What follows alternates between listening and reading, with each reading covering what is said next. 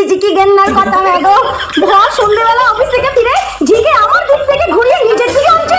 এদের রোজ রোজ চেঁচামেচি, রোজ রোজ অশান্তি, এদেরকে আজকে সাহেবটা করতেই হবে। এদের ওপরে গিয়ে আমাকে চেঁচামেচি করতে হবে, তবেই এরা বুঝতে পারবে যে ওদেরও বাপেরও বাপ আছে। কান ঝালাপালা করে দিল বাইরে। ওরে বাপরে বাপরে বাপ, বাড়িতে কাচ্ছিল, বসতে পারছে না। চলো দেখা যাক। চেঁচা চেঁচা, তোরা যত পারিস চেঁচা, দেখ এবার আমি কত চেঁচাতে পারি।